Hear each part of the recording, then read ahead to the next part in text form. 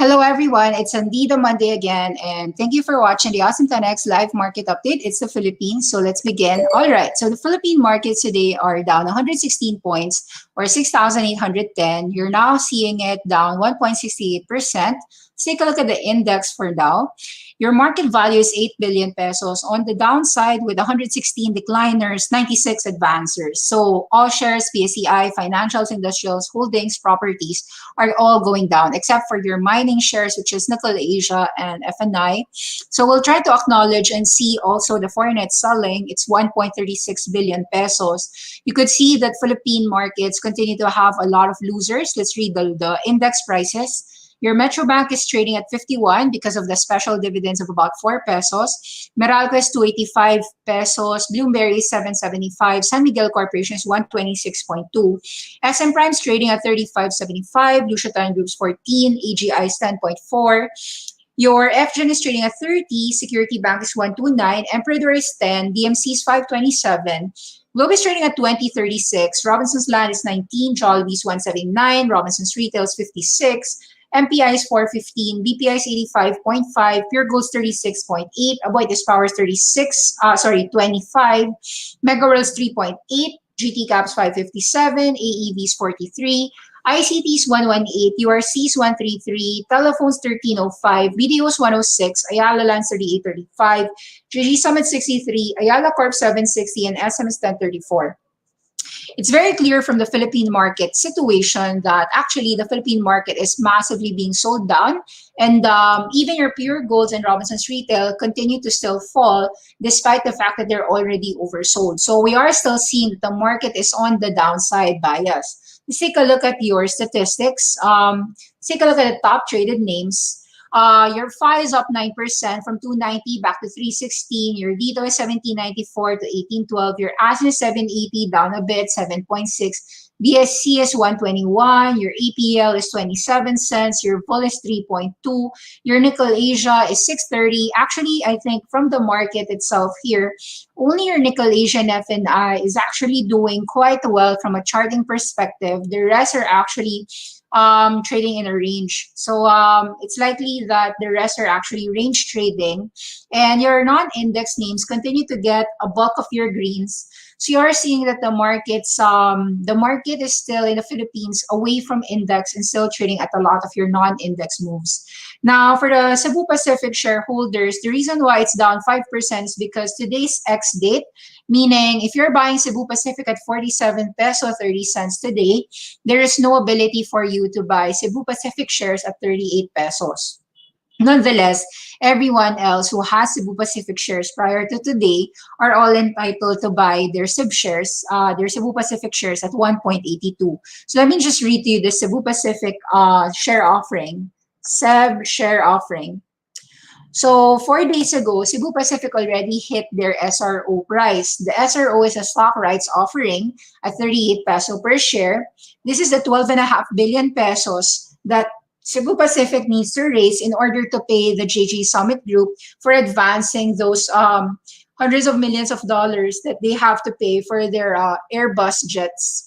So in a disclosure, Cebu said they're offering 328.95 million cumulative non-voting convertible preferred shares at the rate of one entitlement right for every 1.825 SEB common shares. Meaning, if you've got 18,250 common shares, you could buy 10,000 shares, or roughly almost 1:2. So if you have about 18,000 shares, you could buy 10,000 shares of Cebu Pacific. So think about it that way.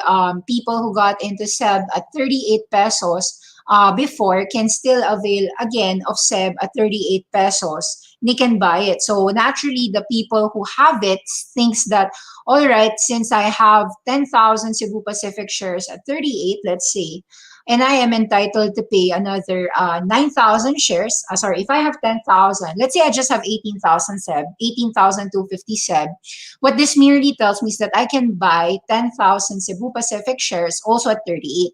So since I could buy 10,000 shares at 38, naturally, there are people who sold it at 47, locking in that 9 peso gain. So they're only selling the shares that they already have at 38 pesos to begin with. So the X rights was set on February 22, 2021, the record date on Feb 26. That means that today is the last day. Because 22, 23, 24, 25 is a holiday, so 26, the record day, is the third day of payment.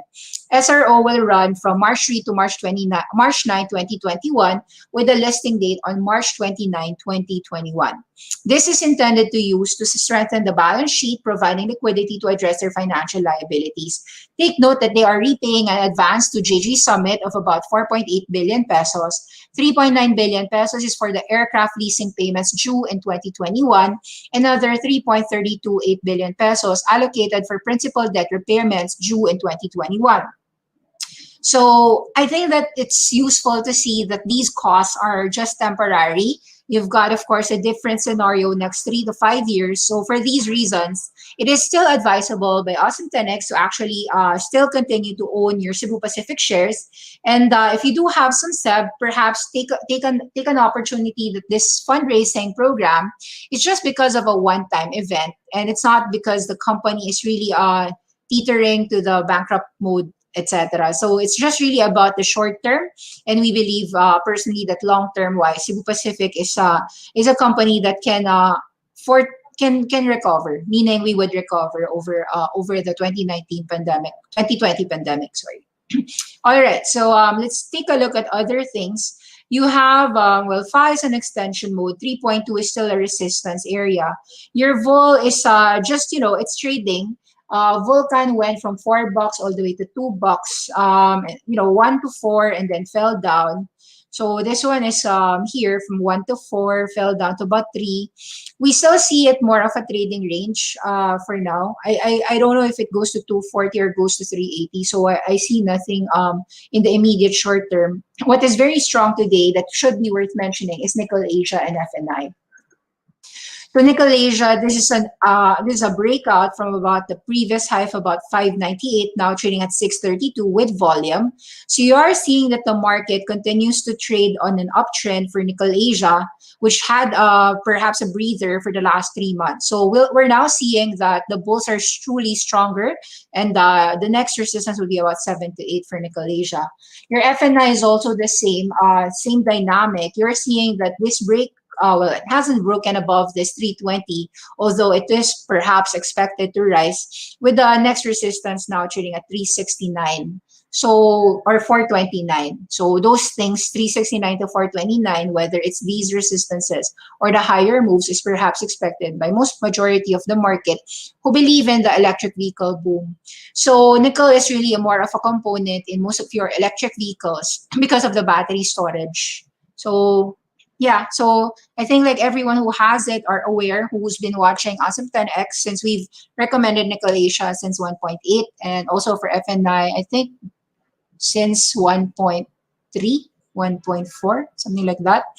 All right, so happy Monday. I guess this daily update is already 2 p.m. Yeah, sorry, we had to adjust to about from 1 p.m. to about 1:30 to 2 p.m.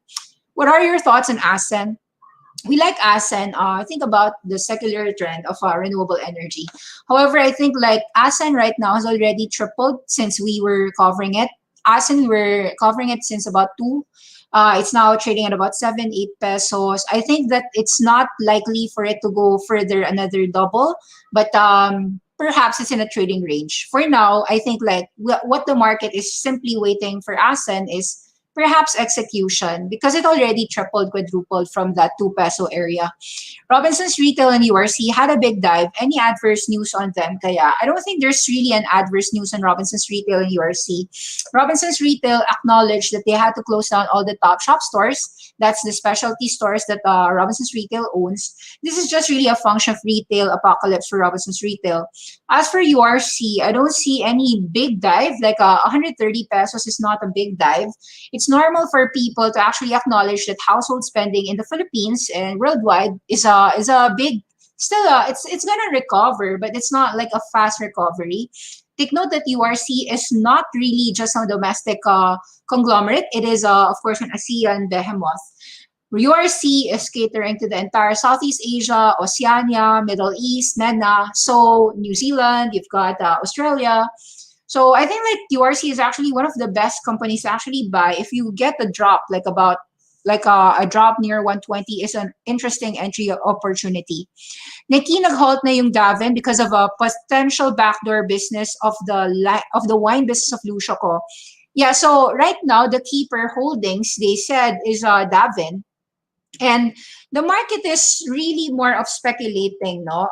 What Davin's gonna be. It's not yet sure what it really will be. But so far we saw that 4, 6, even went to 10. I think like these are people who's just consolidating and buying, knowing that Lucio Co perhaps will yun nga, list the keeper holdings, which perhaps they're Bantosco wine spirits.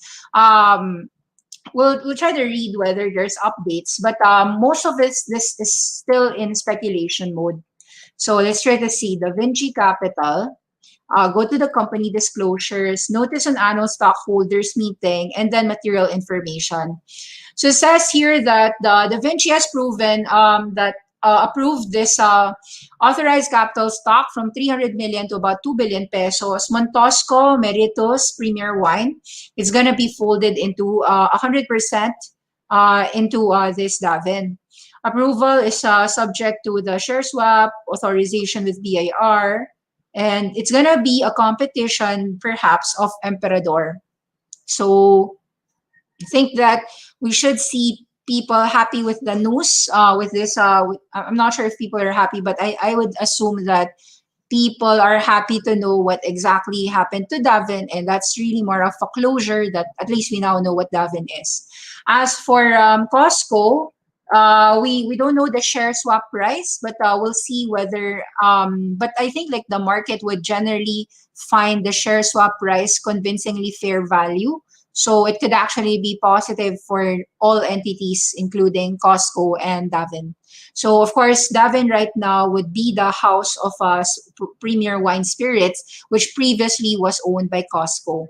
All right, any insights on FOS inclusion in FTSE? I think like recently, right now, I think the prestige of index constituents isn't really a lot anymore because if it's already up to $3, I don't know if an inclusion in FTSE is really a significant reason to own it. Take note that FA already extended from 20 cents all the way to 3 pesos. So I don't see a FTSE inclusion to continue it further. I mean, if it goes further, it's probably more of a selling opportunity rather than a buying opportunity. Hi, Nikki. What about MAC? It relatively went up. Will this continue kaya? I think like in general, all of these have the same reopening narratives. You want to actually just note that all of these companies are at distressed valuations today due to the COVID pandemic. And if you do believe that the COVID pandemic will quickly end, you've got vaccines within the next couple of days, months, years.